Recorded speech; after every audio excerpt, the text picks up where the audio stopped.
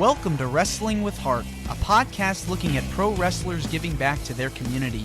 Join me, Stanley Carr, as I interview wrestling's hottest names who use their platforms as entertainers to raise awareness and do community service. Hello and welcome to another edition of Wrestling with Heart. This is the show where we talk with professional wrestlers and professional wrestling personalities about their lives in and outside of the ring, as well as doing acts of charity work, community service, volunteering, and spreading positivity. We're always about the positive vibes here on the show, and with me right now I've got a very special guest. He has worked for WCW as well as the USWA and Smoky Mountain Wrestling. Pleased to welcome the one, the only, Rob Kellum, a.k.a. the Maestro. Welcome, Rob, to Wrestling with Heart. Thank you for having me. I hope you're doing well.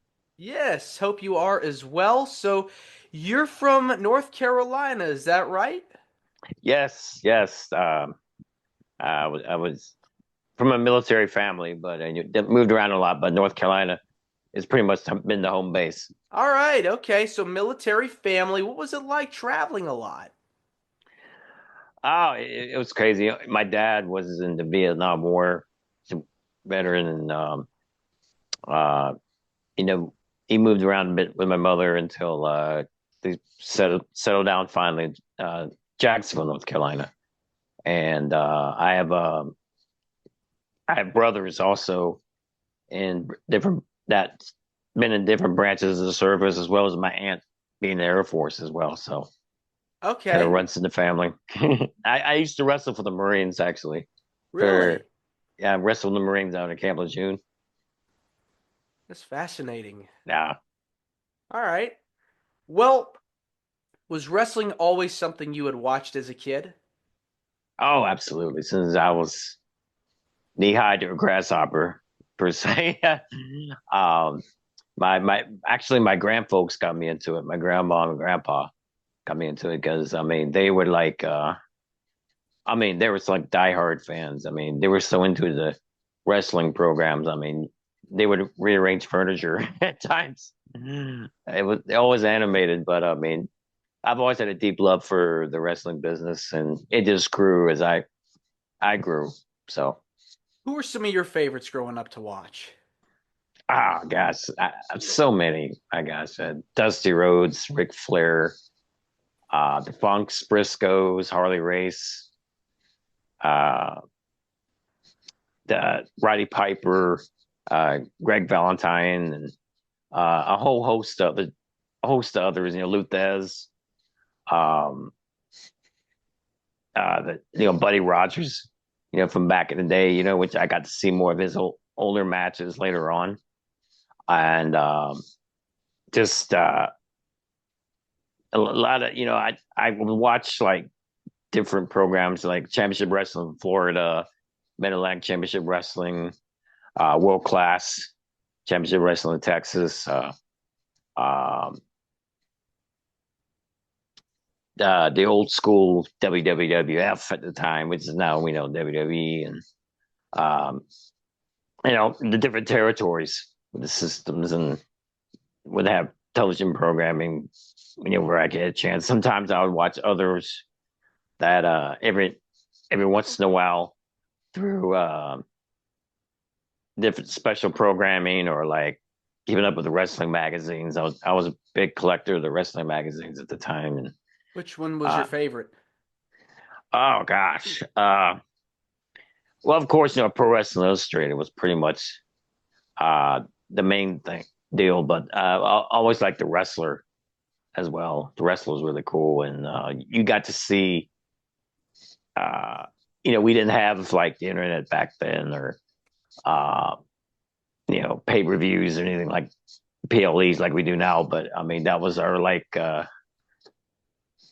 chance to keep in touch with the feuds and what's going on with the industry around the world, and keep in touch internationally too with the wrestling overseas as well. So Yeah, before social media, the magazines were just a great platform to educate fans about what's happening, and they talked about the hot angles and some of the stars coming up on the rise. I mean, it's really incredible. And you North Carolina was such a hotbed for wrestling because Flair and all these people, uh, Harley Race, the Funks. You had mentioned those guys really cut their teeth in there, and um, so many other people. But getting to watch those matches on television really was appointment television. Oh, absolutely. And it's later on, as I got older, getting to meet some of the greats I just mentioned, and then some. Uh, like I remember one of the first matches I saw live was Ivan Koloff and Rocky Johnson, and that was really cool. And got to see. I, back then, one of my favorite tag teams was Stan Hansen and Bruiser Brody, which I used to name Bruiser Brody Blackbeard because I had a love for pirates back then, and he reminded me of the fable of Blackbeard, the story of Blackbeard, and uh, I remember shouting out to a match one time and calling him Blackbeard. He got a kick out of it. Actually, that was kind of cool. That's funny. But good times. That's But great. yeah, I was going to tell you, I got to meet Andre the Giant years ago, and first time meeting Andre, he just pulled up in a car. He had this like the sunroof, right, and his head was like above the sunroof. I mean, he was It's huge. larger than life. Oh my gosh! And I guess it wasn't long after he did the taping for the $6 Million Man taping Lee Majors, and which later on, like years later, when I got to meet Lee Majors, we talked about that, and meeting Andre because Andre played the Abonic Sasquatch at the time, and well, anyway, he's coming out of the car, right, and he's walking towards me, and I swear to you, I've seen so many big guys in my lifetime, but he's still the biggest human being I've ever seen in my life. And he was coming up towards me, and for the first time in my life, then he was the first human I thought was going to eat me. Seriously, I mean, he was very intimidating. And Dusty, Dusty Rhodes came up at the time, and he came over and was trying to break the ice. Right, he said, "Hey kid, don't worry about thing. Andre's cool. Say hello, Andre, Big Daddy." And Andre puts his big hand down to where I'm at, and this is how do you do, right? And, I go to shake his hand, and my hand disappears, right? Because his hand is so huge, and I'm looking at him, fine, sir. And oh my god, but he was the nicest guy, right? Nicest guy you would, but you would never know to look at him at first. But I was so happy he was a nice guy. But I mean, words can't describe how big. I mean, literally, he was larger than life. And he really transcended the business. You talked about being in movies. He was also in The Princess Bride, another classic, but definitely somebody that fans still remember to this day as one of the true titans of our industry.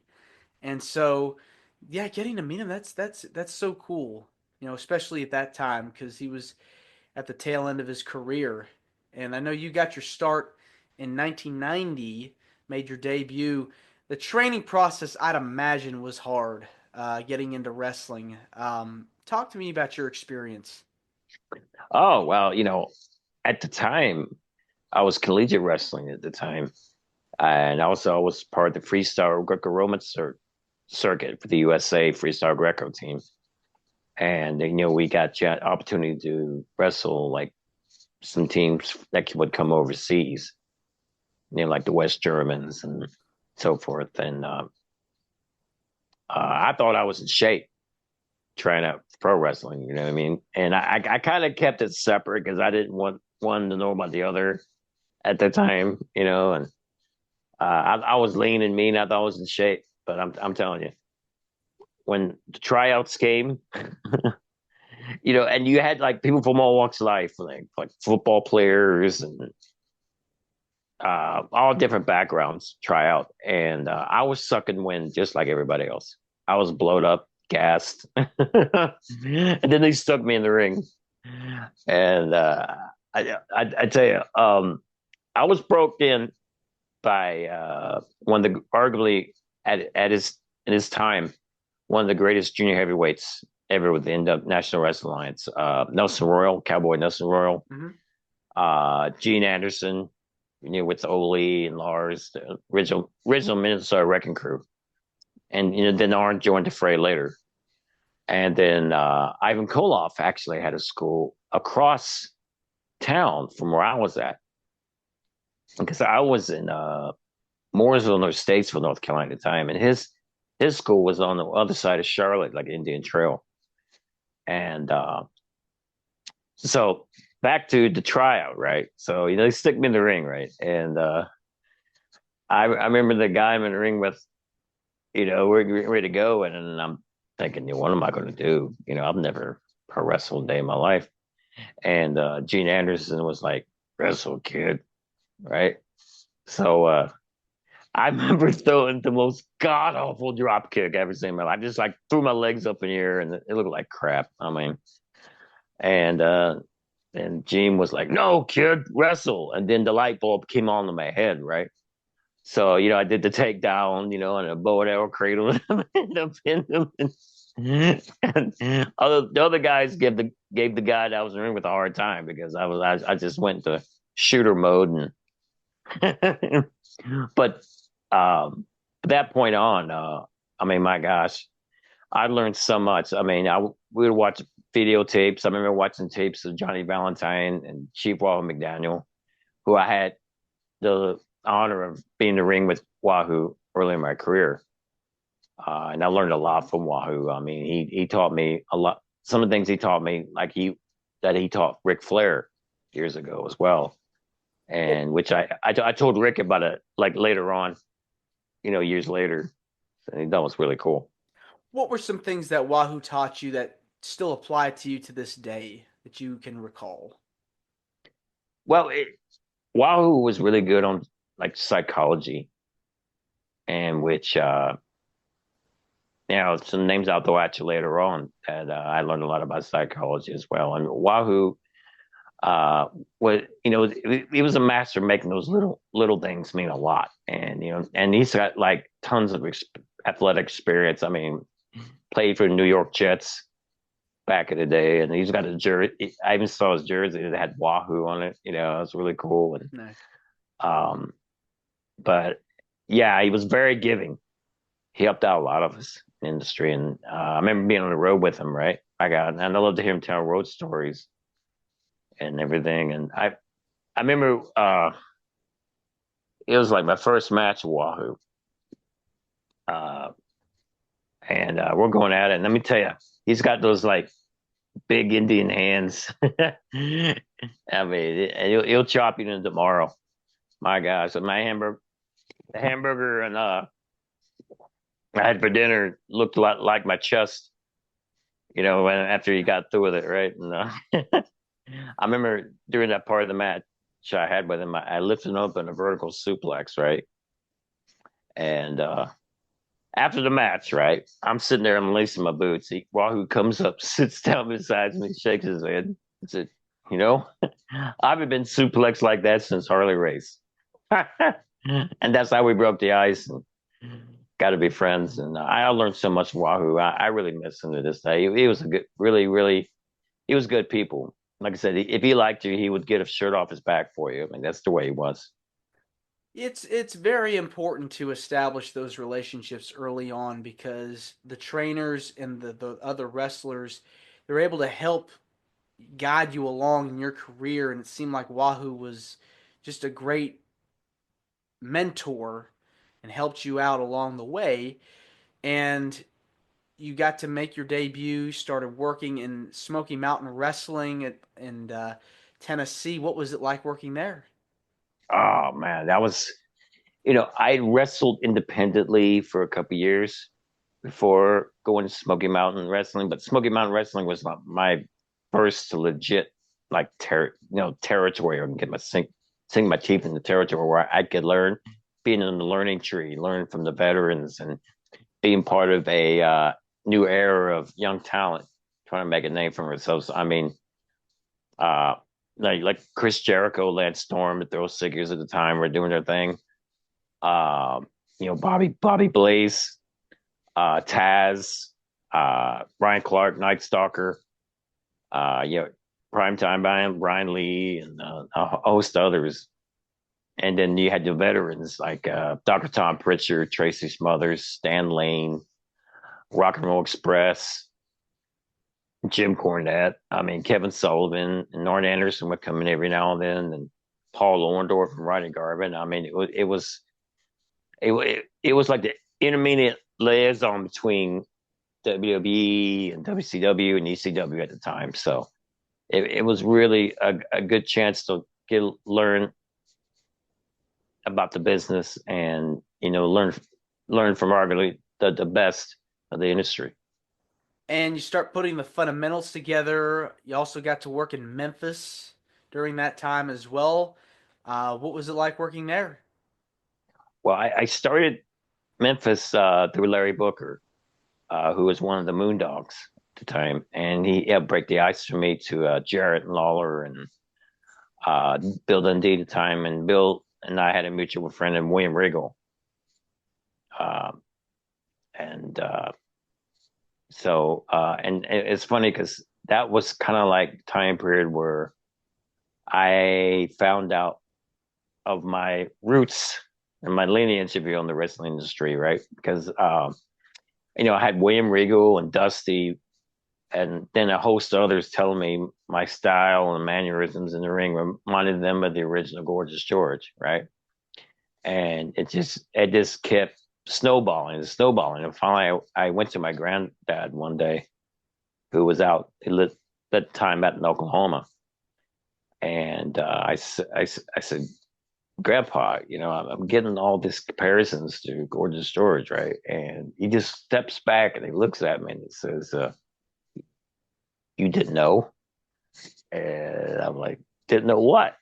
And Grandpa smartens me up, tells me that Gorgeous George was my granduncle, and they were like at boxing buddies back in the day before he broke into business. And I'm like, holy cow!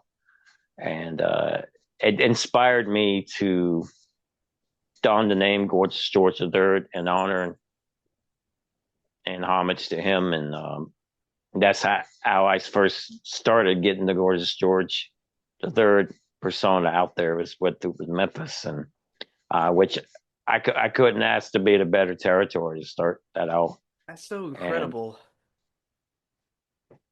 I mean, being being in the ring with Jerry Lawler, the Mid South Coliseum, I mean, I had goosebumps because I mean, like the who's who of the industry has been there. The Andy Kaufman feud with Lawler. I mean, they all started at the Coliseum, and you had Hulk Hogan there, Terry Funk, and Macho Man Randy Savage, and like I said, the who's who, right? Yeah. Uh, and at the time, I was part of a Freebirdish clique team, if you will, faction of myself, former NWA World Champion Tommy Wildfire Rich, and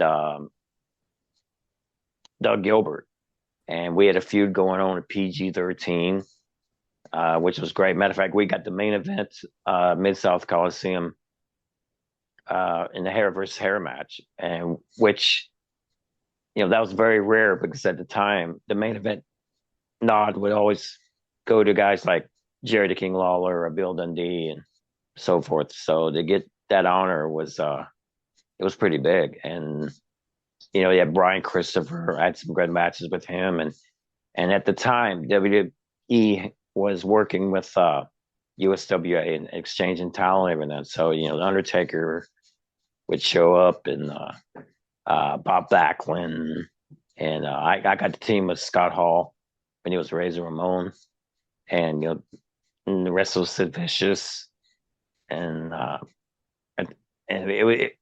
Vader came a few times. It was really cool because it paved the way then as well to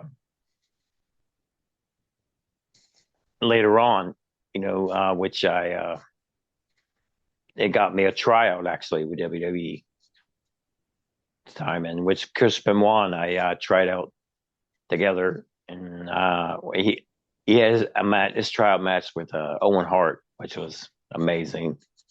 And I had my tryout match with Scotty Riggs, who Scotty was with me pretty previously in Memphis, USWA, and um,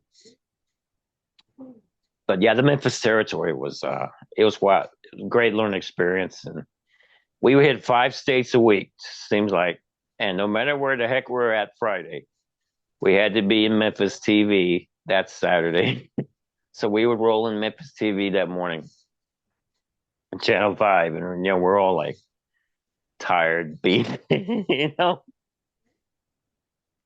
But I remember going through a couple cars during that time because of all the traveling and everything, and it was uh, like Mondays we're in the Mid South Coliseum, then Tuesdays and was in Louisville Gardens, Louisville, Kentucky, then Evansville, Indiana on Wednesdays. Then the Thursday and Friday towns were optional between Missouri and Arkansas and Mississippi, right? It's a I wouldn't say cycle. Missouri. Yeah, I forget Missouri. I meant Mississippi, but Arkansas and all that. But no matter where the heck we were at that Friday, we had to be in Memphis TBS Saturday morning. So we're like coming in like zombies that morning, and Well, it's but it, it was it's a a good time. grind. Yeah, I mean, Yes, it's a grind, and you have to really condition yourself and discipline yourself to be ready and be prepared for anything because it's hard, but if you love what you do and are passionate about it, you can go far. And you got to work so many different places. Eventually, you right. make it to WCW. How did the gimmick of the Maestro come about? Well, the journey to get to WCW full time rather was interesting one. Now I had did different spot shows off and on in prior years with WCW. Before contractually I started with him as Maestro. Like in between off and on bit with WCW and doing the different territories, and I had I just completed. Well, I was in Puerto Rico at the time, wrestling for Carlos Colon, WWC, Carlito's dad, by the way, and I got a call from Randy Savage, Macho Man Randy Savage. I'm sitting in the condo there in San Juan, and my roommate was Val Venus at the time, Sean Morley, and Sean gets the call, right, and he's holding the phone. I'm watching the E Channel at the time, and Sean is like, "It's for you." I'm like, "Who is it?" Right? And he said, "It's Randy Savage." And he really talks like that. Like, really? I know he's ribbing me, right? It's like, come on. So I grabbed the phone and I'm like, "Hello?" And I said, "Hey, how you doing? This is Randy. We like to bring you down, see what you got. I heard about you to Jerry Jarrett." He said, "Spoke highly of you." Yeah. So Jerry Jarrett put in a good word for me to Randy and Hogan, right? And so because Jerry liked me at the time. He had a thing for guys with different backgrounds, like wrestling backgrounds, right? So they got me a plane ticket up to a Nitro. I think it was in Virginia, in which I got to meet. I mean, it was first class all the way, limo. I got to meet Hogan, Savage, and Big Show at the time. He was a giant. I remember him high fiving me and almost tore my hand off. Big guy on his own strength, right? Like a big kid. But yeah, he was a really cool guy. And uh, then, they introduced me to Eric Bischoff. And at the time, that tryout match that night was with Jeff Farmer, who does the NWO Sting. And we had a good match and everything, but it just, nothing really came of it, more or less. And the thing was, they were wanting me to bring me in, but I have like my permission to use my name for Lanny Poffo, which I was cool with it because I had a lot of respect for Lanny, and I knew he could do well with the name, and they were going to bring me in under a new deal, but neither deal fell through for some reason. So I just went back to doing what I've been doing, Gorgeous George third, and I went to Mexico for AAA with Jake Snake Roberts, and the Lucha Libre capital, if you will, and I which was really great because I got to be in the ring, work with the luchadors down there, and work with their style, and which that really helped me greatly for later on during my WCW run, more because you had a lot of international flavor in WCW, and having that overseas experience tremendously helped me out, because if I didn't have that overseas experience, and being in the ring and knowing the styles, a lot of the guys there at the time, I guess basically when WCW was going full force, they had arguably the best of the best from all over the world. They really did. They had Juventud Guerrera, they had Billy Kidman, they had Rey Mysterio, they had Chavo Guerrero, they had all these, oh man, so many different talents that were wrestling there at that time. And they had Shane Helms as well as another one. So many people down there working this style. It was really special and unique, and I feel Right. like it made WCW really stand out during that era. I've known Shane for a long time. Oh my gosh. Uh Man, oh gosh, our paths have crossed quite a few times over the years, and I'm really happy for him now, what he's doing, helping out that next generation, and kind of scenes, and what he's done with Logan Paul has been phenomenal. It's just been amazing, and all the talent he's helped there. I mean, it shows. I mean, Shane's always been a top notch talent and always had a deep love for the business. I mean, I remember back when he was refereeing, starting out as being a referee, right? Mm-hmm. And I'm telling you, he was more animated than the guys, the wrestlers, right? I mean, oh my God, I just knew he was destined to be a wrestler. He was destined, and man, what a name he's made for himself. And I couldn't be more happy for him. I mean, Shane's good people. Mm-hmm. Yeah, so they put you together with um, Symphony, Alicia Webb. Right. How did that pairing come about? Well, the story to get there was I was brought back for a second tryout after my run with AAA. Jake and I got the main event Triple Mania, which is their equivalent of WrestleMania there in Mexico, and so I got back to Mexico and did a couple of Texas wrestling shots. Got being in the ring with the old school world class guys, championship wrestling, Black Bart, Wild Bill and Lance Von Erich, and so I got the call to get Randy wanted to give me another tryout match.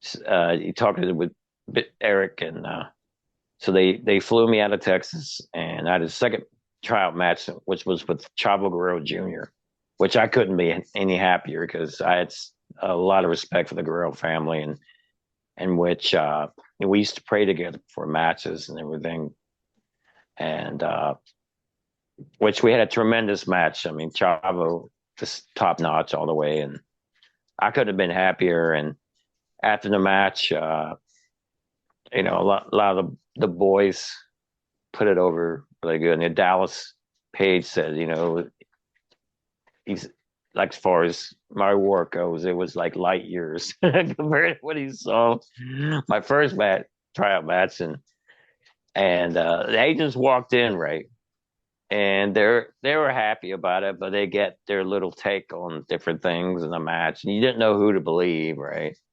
You got all these agents saying different stories in your head, and I just resorted back to what my grandpa would always tell me: always know who the boss is, right? So Eric Bischoff walks in. He looks at us as a good match, guys, and he looked at me and said, you know, we can use a good talent like you. Welcome aboard. And no sooner he said that, all the agents changed their tune, right? It's like, oh, great match. That was tremendous, right? And I knew right then, okay, if I had a problem, I knew who the boss is. All right. And I walked out there, and the boys were ready to shake my hand, welcome me in the company. It was the greatest feeling in the world. And so that started the process with WCW. And then later on, um, Randy Savage wanted to give the Gorgeous George name to his new valet at the time, Stephanie Bellers. And so I was perplexed. I was like, well, gosh, where am I going to fit in all this, right? Because I still wanted to do something for the company, but I didn't want to be like left out in the cold, if you will. So once again, I knew who the boss was, Eric, Mr. Bischoff. So I had a meeting with him, and we started talking. And sure enough, that's where the Maestro was born, which my Maestro is kind of like a culmination of my theatrical experiences, because I was in theater years ago in different plays like Hamlet, Shakespeare, Cats on Broadway, you know. Were you a But singer? Did you like doing all that stuff? Did you like dancing as well? Was that oh, performing, yeah, I love performing. It was tremendous, and it got me my first trip to New York when I was younger at the time, and um, but I love performing, whether it be doing theatrical plays in the theater or in the church. I was like Moses and the Ten Commandments and everything, which I don't know if I did as good as Charlton Heston did, but I mean, I did my best. what has been your favorite musical or play of all time? Your favorite production? Oh man, Macbeth was a really good one, and I was the king that got betrayed in Macbeth. Ooh, Yeah, it was very a interesting role. very interesting story. Yeah, so so that's when my show was born, and I had two picks I wanted to manage me at the time. Two people I wanted to manage me uh, originally. One was Bobby the Brain Heenan, in which Bobby wanted. He was interested, but at the time he had an injury and he was doing commentary. He was wrapped up in all that. So the other one was Sherry Martel, in which I really looked up to Sherry, respected Sherry a lot, and I've seen how much he's helped some of the other talents of the wrestlings. My buddies Harlem Heat wrote, and Shawn Michaels and so forth. So and Sherry almost had the gig, but this office decided to go with Alicia Webb Symphony, who was original.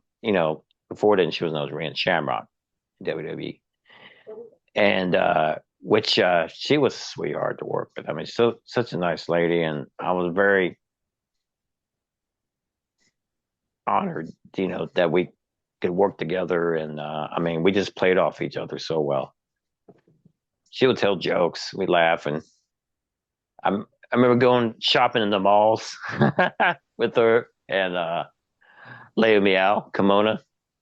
Uh, and she was another fun lady to be around. We always had fun, and just it just breaks the monotony of being on the road and everything, and I have a lot of fun.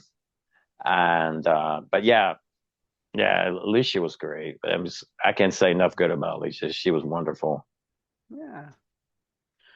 Now, you gotten to work so many different opponents over the course of your career.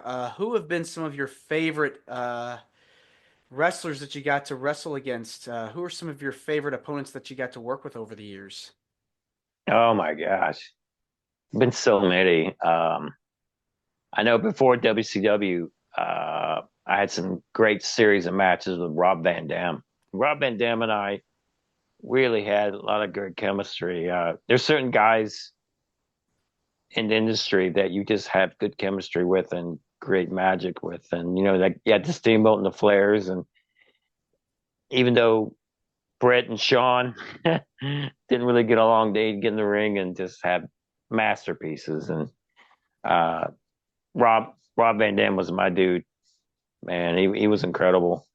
The Barbarian, we had some wild matches. I mean, it was like rodeo riding with him.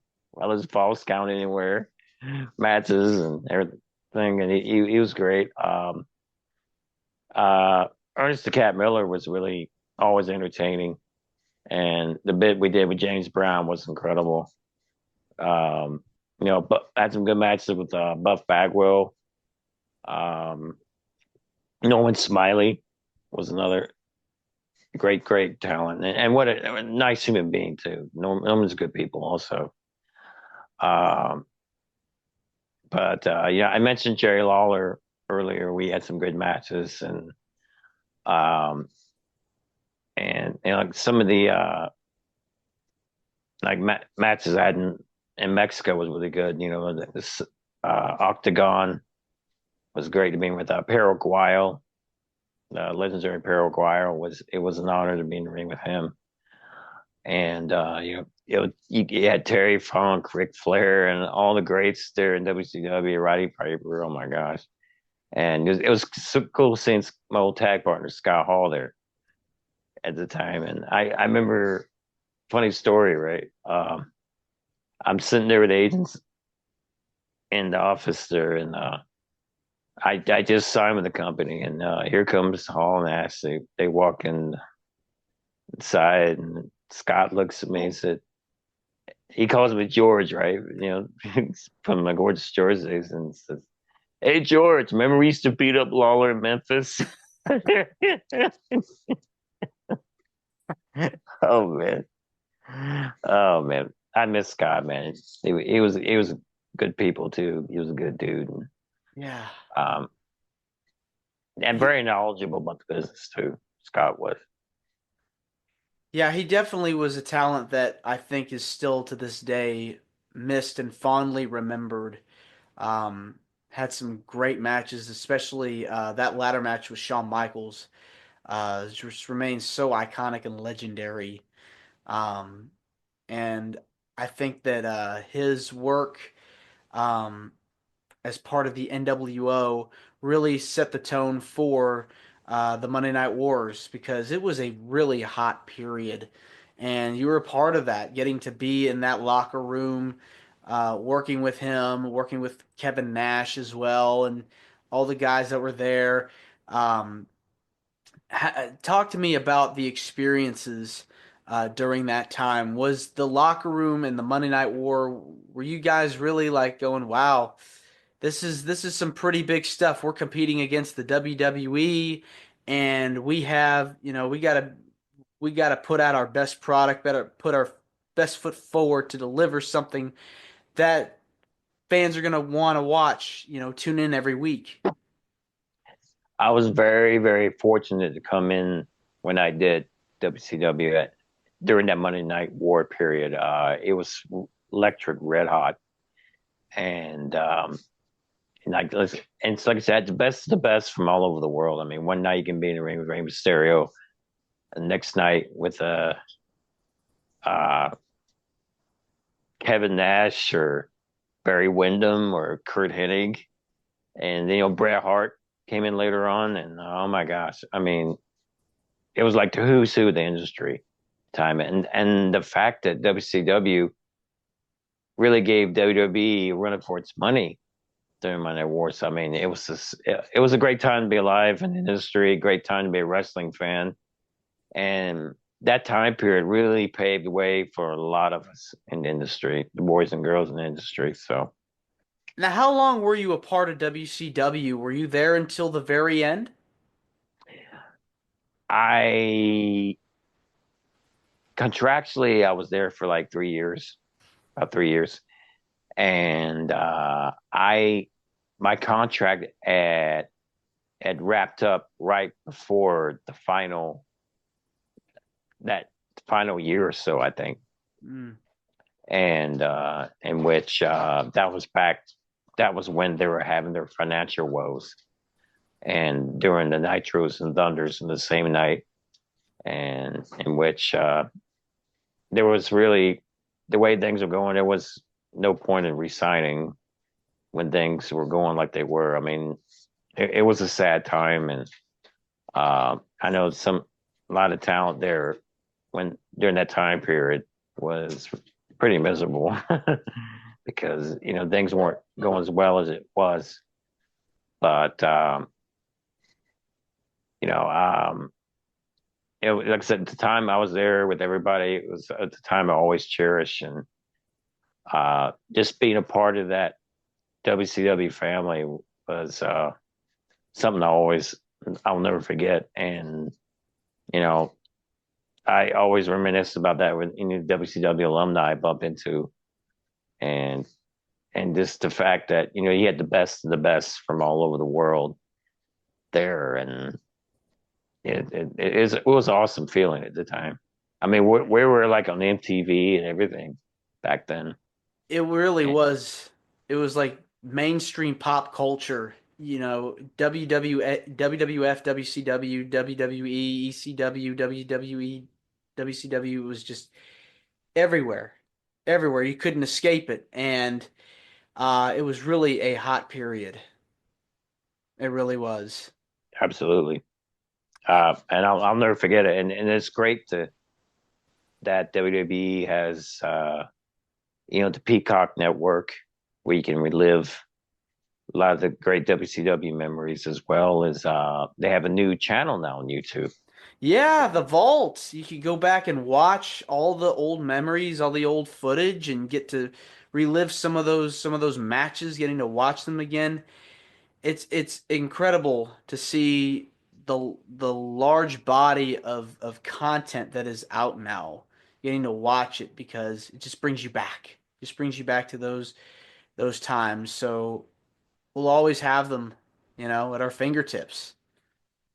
Oh yeah, it's great, and it kind of rejuvenates you to see people react to the era that you're from, right? Hmm. The newer generation react and get their feedback off of that, and it makes you feel good knowing that you had a hand in helping pave the way for today's generation and today's movement in the wrestling industry.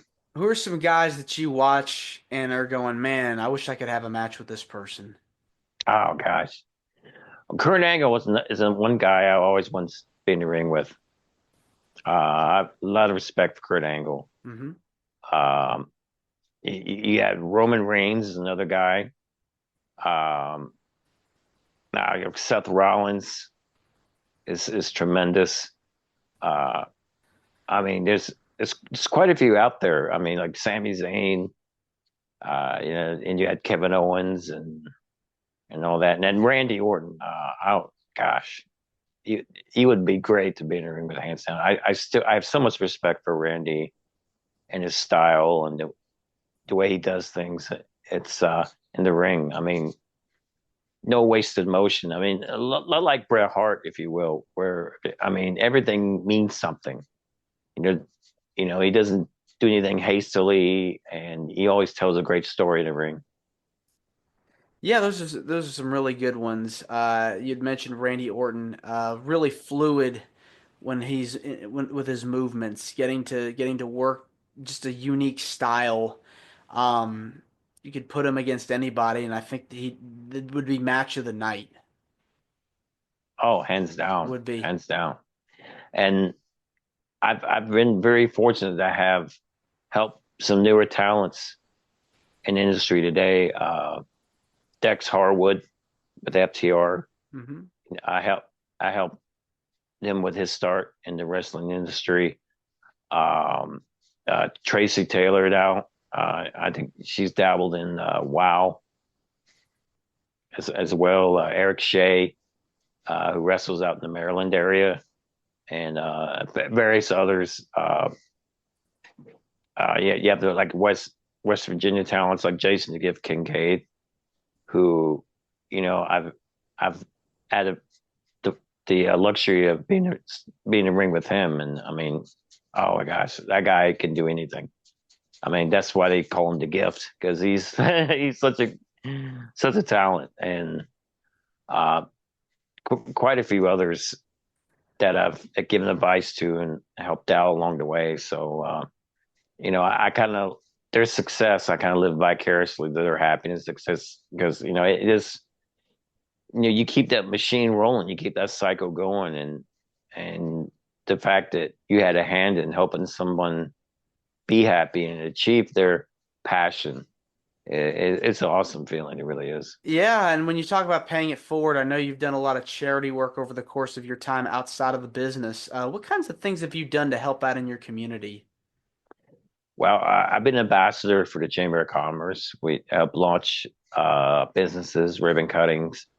Also helped out with a DARE program for the kids, career days for the students in the schools, children's hospitals, and walks for cancer and Alzheimer's. Uh, I'm, is any way I can give back to the community, I'm all about it. And to help the younger generation, I used to do a lot of work helping the youth programs, uh, like in the state of North Carolina and all that.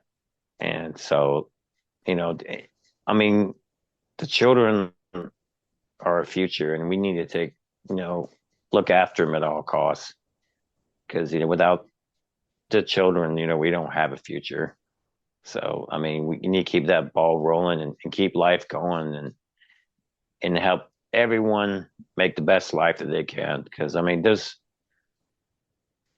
saying the old saying, "There's no room at the top." There's plenty of room at the top, and there's plenty of room for people to do well and be successful. Yeah, that's very well put. You talk about helping youth programs. What are some things that you've done in those programs to give back? And if you can elaborate on that, uh, what kinds of things? Just kind of give some examples.